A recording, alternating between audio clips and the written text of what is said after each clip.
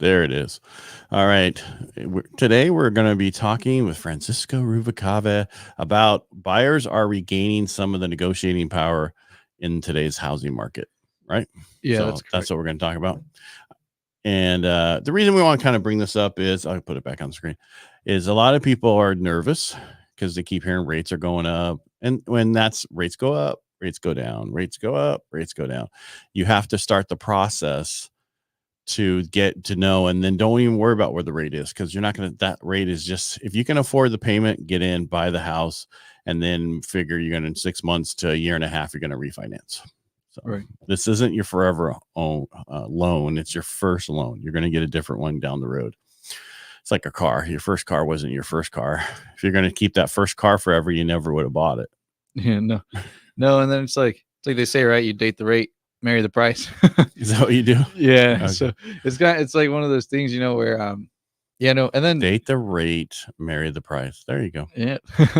But even with like the rate, kind of talking about regaining the negotiation power, what includes in there is just like we've said before, if you really want to, if the payment is something that's just you just we're can't gonna do get it. there. We're gonna get there. Yeah. Don't jump the gun yet. We have a whole thing there. So let's talk about what happened in the past, and we'll get to what you were going to talk about, because I know exactly what you're going to talk about, but that's the second point. Okay. Yeah. All right. So in the past few years, it was a seller's market. It still is a seller market, but it's more moderate. It's not a balanced market. We ran the numbers the other day. Modesto was still like under 1 month supply if you take out the pendings. Yeah. The problem is some people are using the pending. So in today's market, with less competition, you have more negotiating power. And one last thing, and then if you want to add to it, the bidding wars pretty much are over the past, except for unique locations. Right. Yeah. And even then, I mean, with the ones that are, when it came down to the bidding wars, I mean, it was because there really was no options.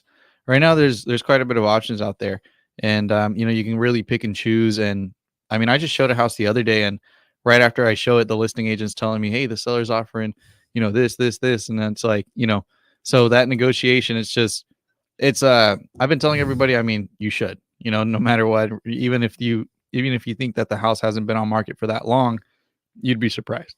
Right. And don't take this, because what a lot of people, if they go back to 2006, way back in time, when you have new home builders offering a car to go with the house, there's a problem. That's not what's happening right now. What's happening right now is sellers are nervous because they want to sell their house, and they're not used to have to be on the market for 2 weeks, right? They're used to a few days or even 30 days. Price it right, it will sell. It just depends on the price point also. There's a few other things. But anything else you want to add to that before I get into my first point?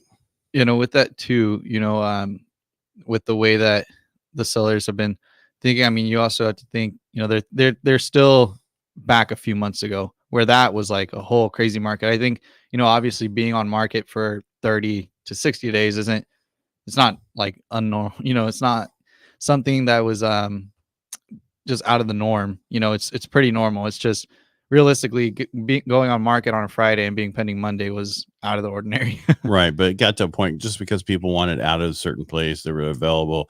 There was less people selling their home during the first part of the pandemic. Mm-hmm. Right. And because you had all those restrictions, people sold, but it was not like it was. And then all of a sudden people were buying homes. And then the second year, there was actually less homes than the year before. And then now there's less homes than then. But we're still not at levels of inventory pre-pandemic. Did you know that? No, yeah, we're still below pre-pandemic normal houses on the market, which is unheard of. Right. Yeah. It's been interesting seeing it all change. Just a little bit, but but this is a kinder, gentler market, meaning that, hey, I want to buy your house, but I want to keep my contingencies. I want to make sure it's going to, and for what those contingencies that people mostly waive was appraisal and loan, right? Mm-hmm. Or technically inspection periods, but same thing. But people normally waive their appraisal inspections. We don't have to go through all that, and this is a study that NAR put out, that 95% of seller buyers request a home inspection. 67 are negotiating with the buyer's repairs at inspection period. So people are working with each other to sell houses. That's the most important thing. Let's all get along. Right. No, yeah, I had a listing actually, which they started off with like a 45-day escrow and everything. And as we went through it, they ran their inspections and, they asked for credits and repairs and the seller did it. Shocking. Right. Right. Yeah. It's been a long time, which in total, I think it was almost like $6,000 or $7,000 in total, considering, the amount he spent on the repairs and also giving them credits to, help out. I recommend a lot of times if the seller, and I know I'm on the loan side, but having the seller do their own inspections and see what's wrong with the house before they do it. Just fix those few things so that way there's no surprises. Oh, you have an issue on your roof, you have an issue here. It's all done. You don't have a problem. Move on. Yes, they're still going to do their own inspections. And they're probably the inspection report's going to come back and say, "I'm sorry, but your baby is not as pretty as you think it is." And and that's okay because they're going to pick some things out. But we all know what's wrong with our houses when we sell them. Right. We all know. We lived there for many years. We know what's wrong with them. So just make it nicer for the next person. No, Leave it better than you found it. How about that? Yeah.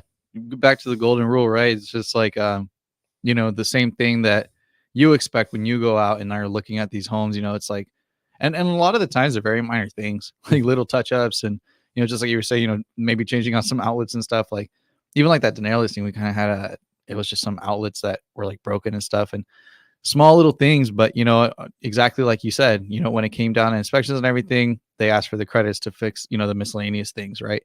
So the repair stuff was just some of the bigger things, and then the miscellaneous stuff was just little things here and there that just added up. Right. And you got to be careful because even though you have more power now as a buyer, don't go crazy with the power, right? Don't let it go to your head like the sellers did during the pandemic. Right. Right. No. Yeah. And that, speaks a lot of volume too. Cause it's like, I do have some clients who we go out and the house has been on for 5 days. And again, like I said, always try to negotiate, but sometimes, it's like 30,000 below. Right. Let's get closing. Let's do the next thing. Sellers are more willing to pay closing costs, which is amazing because this is how it was pre-pandemic. Right. Right. No, what I love about this, right, is like, say we, work with somebody, get them paired up, with you and everything. And you go ahead and go through like one of those down payment assistance programs. Now we're at a state where, we could get the down payment covered and your closing costs covered, and you're coming out of pocket. I mean, honestly, like roughly what, like 2,000, if that. Well, it just depends on which program you're using, right? Right. So as long as you can get the money from the seller, because CalHFA, first, second, third, you have to then still got to get money for the seller. Other down payment assistance programs, some of them are paid for through the rate, some are paid for other ways. It just depends on the situation that you want to work out, and we can go through many different scenarios. So I like USDA better than DPA, but you can't do USDA in Modesto, but you can do it in Riverbank and other places. Right. Right. Yeah, no. And then, so for USDA, so that can't go in any rural areas of Modesto. It's like all of Modesto. So like Empire would be in it. Okay. You said rural areas, but that's a rural area of Modesto. So what you do is you go to USDA and there's to their site.gov and you put in the address and they'll tell you if it's available or not. Right. Like all of Tuolumne County is, right? Pretty much all of Calaveras County is.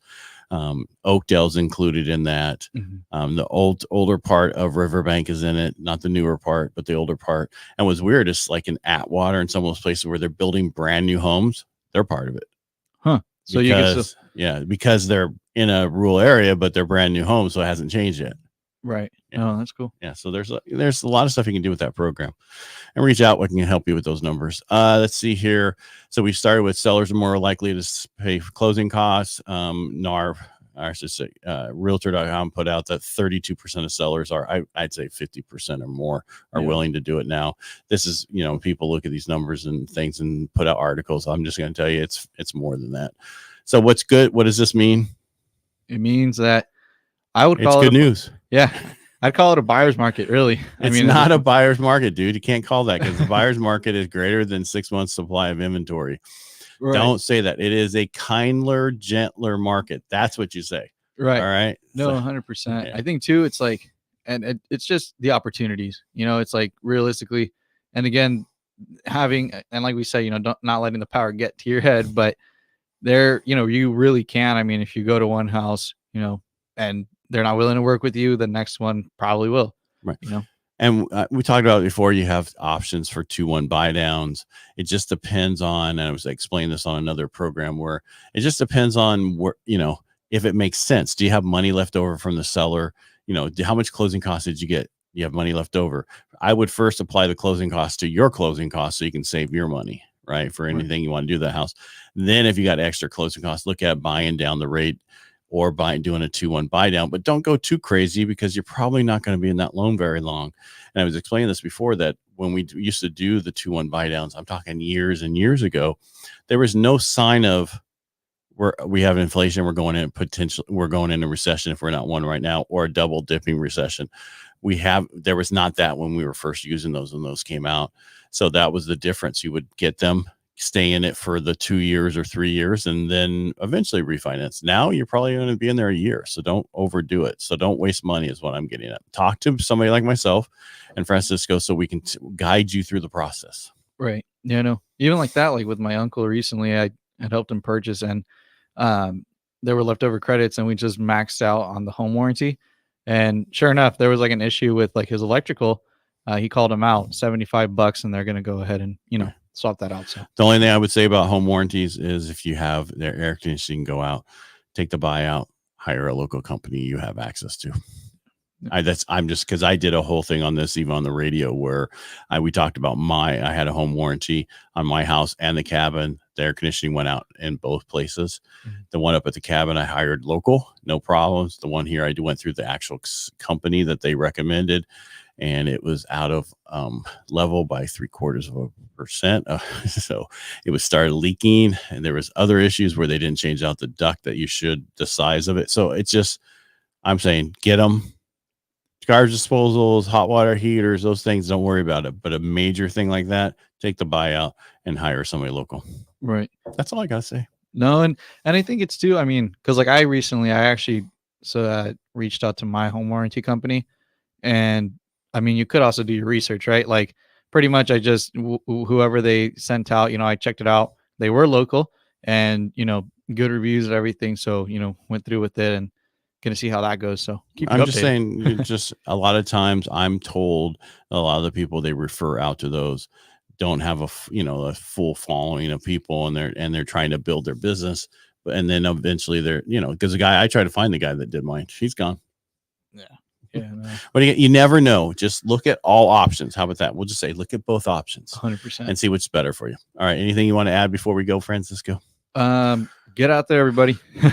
We'll help you out. And again, like I said, entering those kinds of situations where you could potentially come in with like as low as like $2,000. Right. I mean, it's great. You should definitely be going. Well, and if you do a VA loan, most of the time you get your earnest money deposit back. Right. These days. And yes, we can do FICO scores under 600 and 580 here. I want to get them to start dancing. Or that's on TikTok, right? But give me 15, 30 days, and let's get that up by doing 3 different things. You want to find out what that is, just reach out to us. Francisco, thank you so much for coming in today and talking about this. Thank you. Appreciate it. Oh, my pleasure. All right, everybody, make it a great day.